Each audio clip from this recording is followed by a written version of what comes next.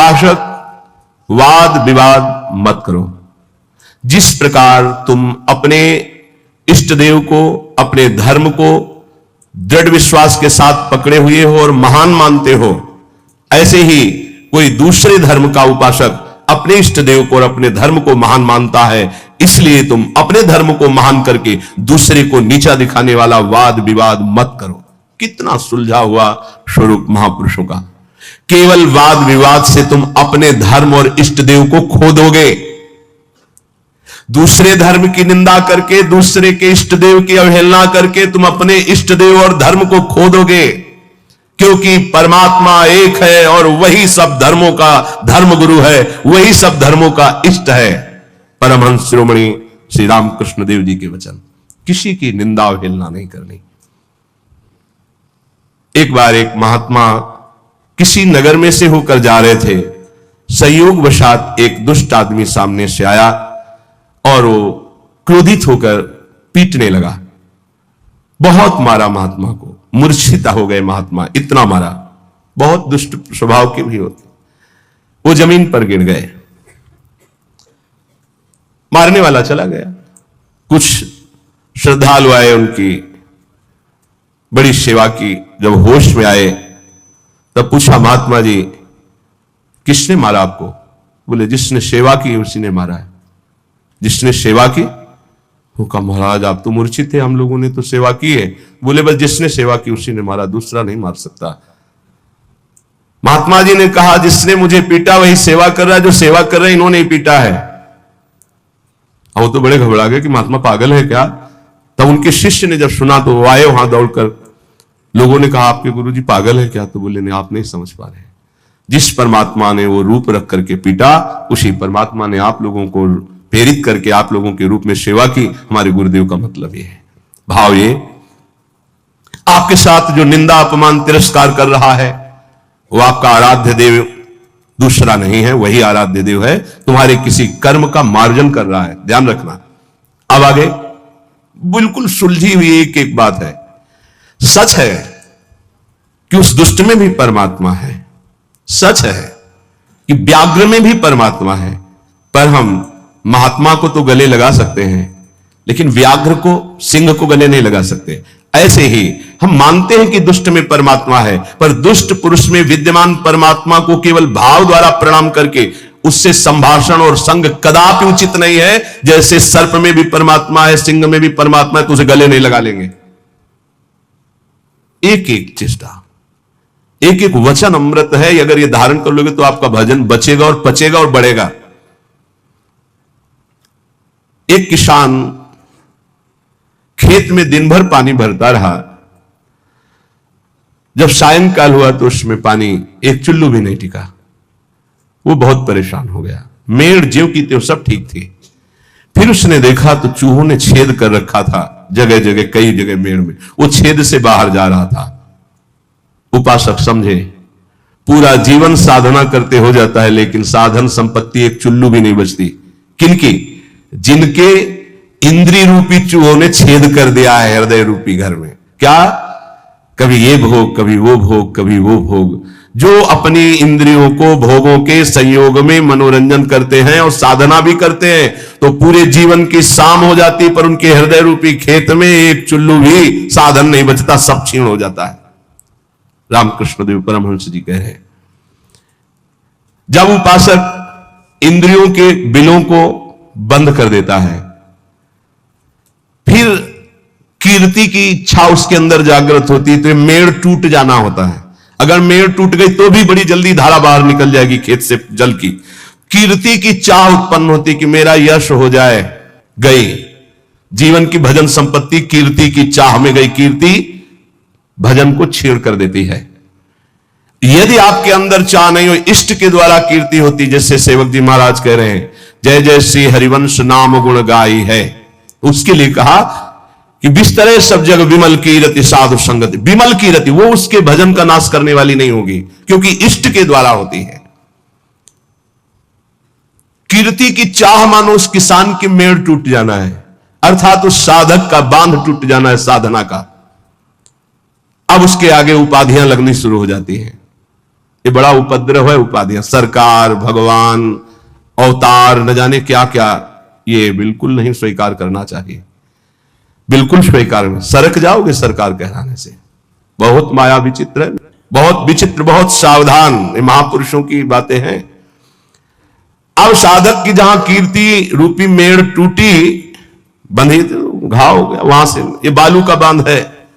ईश्वर की जितनी आराधना चिंतन सब गया, अब अपनी कीर्ति का स्मरण करके वो भूलना शुरू हो गया। प्रभु का अहंकार जो मिटाना था वो फिर बढ़कर वैसे ही तैयार हो गया।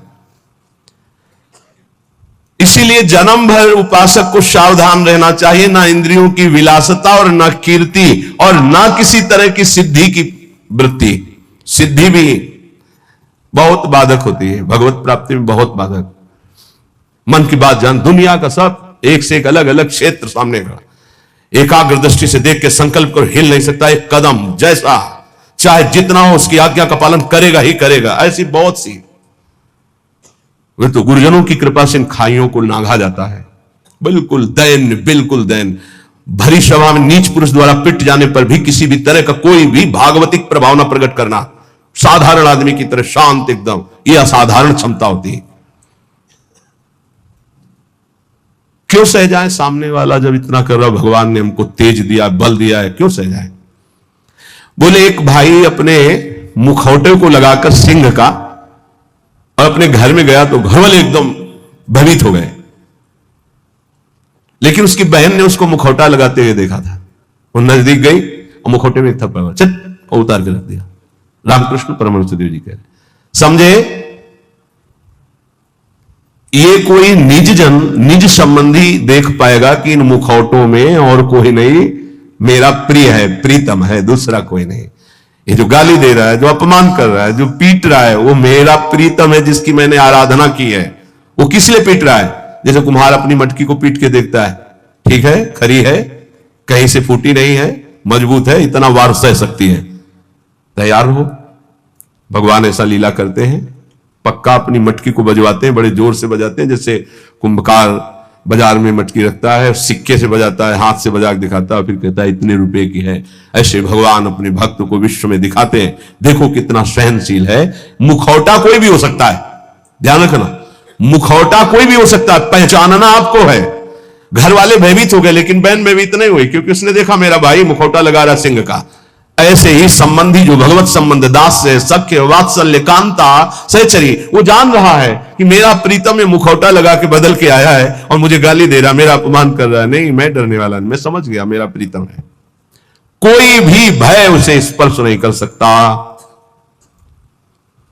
एक दिन एक सरकारी आदमी पिस्तौल रखता था और बहुत विलंब से आया। पत्नी ने कहा तुम इतना विलंब से क्यों आए? रोज तो इतने समय आ जाते थे, इंतजार करते इतना समय। उसका समय हो जाता है। कैसे हो जाता है? बोले ऐसे हो जाता है, पिस्तौल निकाली, गोली भरी और उसकी कनपट्टी में लगाई। तो ये सब दूसरों को धमकियां दिया करो। बोले असली गोली है, पिस्तौल है, तुझे भय नहीं लग रहा? बोले बिल्कुल पाई भर नहीं लग रहा। क्यों नहीं लग रहा? तो मेरे प्रीतम हो, ऐसा कर ही नहीं सकते हो। ऐसे ही भक्त, वो संपूर्ण चर जगत में अपने प्रीतम को सर्वान वस्तुतया निरीक्ष परम स्वाराध्य बुद्धिर्मम, वो भयभीत नहीं होता। शरीर को पूरा होना है तो उसी क्षण होना है, जैसे होना है, जिस विधान से होना है, मेरे प्रीतम उसी विधान का प्रयोग करेंगे, पर होंगे मेरे प्रीतम। सर्वस्व हरण करने वालों में मैं मृत्यु हूं, भगवान श्री कृष्ण कहते हैं। अब हमारे पास और कौन रह गया? मृत्यु रूप में भी तो प्रीतम ही आएंगे, और कौन आएगा? इसलिए जो सर्वत्र मुखौटे से हट करके दर्शन करता है, ये मुखौटे किनके हैं? बनावटी हैं। इनमें जो है वो है कौन? मेरा प्यारा, सर्वान वस्तुतया। क्रूरापि पापिनो, जो क्रूर हैं, पापी हैं, वो मुखौटा केवल ऐसा है, अंदर उनके परमात्मा बैठा है। हमें मुखौटा नहीं देखना, हमें अंदर। रामकृष्ण परमहंस देव जी की वाणी, वो कह रहे हैं उस उपासक को कभी भय नहीं होता, कभी घबराहट नहीं होती, कभी डर नहीं होता, कभी अशांति नहीं होती, कभी दुख नहीं होता, जो सर्वत्र मुखौटे से अलग देखता है। इन मुखौटे से अंदर एकमात्र परमात्मा। कोई स्त्री का मुखौटा, कोई पुरुष का, कोई महात्मा का, कोई दुरात्मा का, कोई मूर्ख का, कोई विद्वान का, पर है अंदर एक ही परम तत्व। पानी और बुलबुला कोई अलग चीज नहीं है। बुलबुला पानी में ही उठता है, पानी में ही तैरता है और पानी में ही फूट कर पानी बन जाता है। ठीक ऐसे ही परमात्मा में ही जीवात्मा प्रकट होता है, परमात्मा में ही। परमात्मा में ही रहता है और परमात्मा में ही लीन हो जाता है। जीवात्मा कोई अलग चीज नहीं, जैसे पानी का बुलबुला पानी से ही प्रकट हुआ, पानी में ही रहता है, पानी में फूटकर पानी बन जाता है। ऐसे ही कोई स्वतंत्र नहीं है, उसी परमात्मा में विराजमान। अगर इतना जान लो तो तुम परमात्मा स्वरूप ही हो, ये परमहंस जी कह रहे हैं। देखो, रेलगाड़ी का इंजन वेग के साथ चलकर ठिकाने पर अकेला नहीं पहुंचता है, बल्कि लाखों लोगों को पहुंचाने की सामर्थ्य रखता है। जोड़ते जाओ, बैठते जाओ, इंजन में बड़ी पावर है। बोले ऐसे ही आचार्य इंजन है और अनुयायी जन आचार्य के डिब्बे हैं। कितने जन बैठ करके परम पद में, निकुंज में पहुंचते हैं। कभी भी ये नहीं सोचना चाहिए कि इतने लोगों का उद्धार कैसे हो जाएगा, इतने लोगों का कल्याण कैसे हो जाएगा, बहुत लोग जुड़े, कैसे कल्याण। तो बोले ईश्वरीय शक्ति इंजन है और वो शांत, वो गुरुजन डिब्बे के समान है। कनेक्शन इंजन से है तो इंजन में 2-4 लोग बैठते होंगे, लेकिन डिब्बे में 70, 80, 90, 100 ज्यादा भी बैठ जाते होंगे। जनरल में तो ज्यादा ही बैठ जाते, कुछ बैठे, कुछ खड़े, कुछ पूरा सब, और सब वहीं पहुंचेंगे जहां इंजन पहुंचेगा। बिना टिकट के होंगे तो 2-4 थप्पड़ लगेंगे, थोड़ा टैक्स लग जाएगा, पहुंचेंगे वहीं। नहीं, बीच में अगर हो गया तो फिर उतारे भी जा सकते, उपद्रव होने पर, टिकट ना होने पर, पैसा ना होने पर उतार। इसलिए राधा राधा पैसा इकट्ठा कर लो, परम धन राधा नाम आधार। अगर जल्दी जल्दी में टिकट नहीं खरीद पाए हो तो थोड़ा ज्यादा लगेगा, पर राधा राधा राधा राधा पहुंच वहीं जाओगे। बात हमारी मान लेना। टिकट क्या है निकुंज की? ये जो मंत्र है, आचार्य संबंध है, आचार्य शरणागत से टिकट है। और जनरल में क्या है? राधा राधा राधा राधा राधा राधा, जिससे सब जप रहे हैं। तो बैठ सब गए हैं गाड़ी में, बीच में तुम्हारी चेकिंग भी होगी। बोले जल्दी में खरीद तो नहीं पाए, लेकिन एक राधा नाम की कीमत में पूरा त्रिभुवन बिक जाएगा। जो जांच करने वाले हैं वो कौन है? श्री जी के पार्षद ही हैं। ऐसे थोड़ी होता है कि आप श्री जी के पास सीधे डायरेक्ट पहुंच जाओ, ऐसा नहीं। तो राधा नाम जहां है ना, वो सीधे। और जिनको सौभाग्य से कहीं ये जो निकुंज के गुप्त मंत्र मिल गए हैं, तो दुर्भाग्य है कि उनके अंदर ठसक ना आवे, नहीं तो पास हो चुका है निकुंज का, पास मिल चुका है। मानो सच्ची मानिएगा। सौभाग्य दुर्भाग्य में आप बदल रहे हैं कि आप मंत्र का चिंतन नहीं कर रहे हो, विषय चिंतन कर रहे हैं। रेलगाड़ी के इंजन में उतने लोग पार नहीं हुए जितने डिब्बे में बैठकर वहां पहुंच जाते हैं। अर्थात आचार्य और आचार्य परंपरा, आचार्य के तो विशेष विशेष कुछ पार्षद हुए, लेकिन आचार्य परंपरा में लाखों ऐसे महापुरुष हो गए कि करोड़ों को श्री जी के पास पहुंचा दिया, श्री जी में तन्मय करा दिया। राजहंस कभी पानी, वो दूध पीकर पानी को छोड़ देता, राजहंस। ऐसे ही जो उपासक है, जो संत है, जो भगवत प्रेमी महात्मा है, तो माया और ब्रह्म दोनों मिले हुए हैं एक में। वो केवल ब्रह्म, केवल परमात्मा तत्व को और जल को जैसे छोड़ देता है, दूध पी के जल को छोड़ देता है, ऐसे वो माया के विकारों को छोड़कर परमात्मा स्वरूप में स्थित हो जाता है। दैवी संपदा का महान सुख उसके हृदय में जागृत हो जाता है, जो माया के विकारों पर मुक्ति प्राप्त कर लेता है। कोई भी विकार उसके ऊपर प्रभाव नहीं डालता। हाथी को खुला छोड़ दे तो मनमानी आचरण करके वृक्षों को उखाड़ता है, तोड़ फोड़ शुरू कर देता है। लेकिन जब महावत अंकुश पर अंकुश प्रहार करता है तो घुटने के बल हाथी हो जाता है। ऐसे ही ये मन मत वाला हाथी है, जिसने इसको स्वच्छंद छोड़ दिया है, सब तोड़ फोड़ कर देगा, धर्म विरुद्ध आचरण करेगा। महावत है उपासक, हाथी है मन और अंकुश है ज्ञान। प्रहार पे प्रहार करके उसको घुटने के बल, अर्थात मन को अधीन कर लिया, तब वो शांत चित्त परमात्ममय हो जाता है। मन ही भगवान का स्वरूप बन जाता है। इंद्रियाणाम मनुष्यास्मि, पर पहले अंकुश की मार देनी पड़ेगी, छोड़ना नहीं। इसको छोड़ दिया तो तोड़फोड़ मचा देगा। मत वाला ये हाथी है मन, किसी के अंकुश से, केवल ज्ञानांकुश, जो नाम मंत्र मिला खूब जपो, इसी से मानो तुम्हारे अंकुश की धार तीक्ष्ण होगी, इसी से तुम्हारा मन बस में होगा, दूसरा कोई उपाय नहीं। कल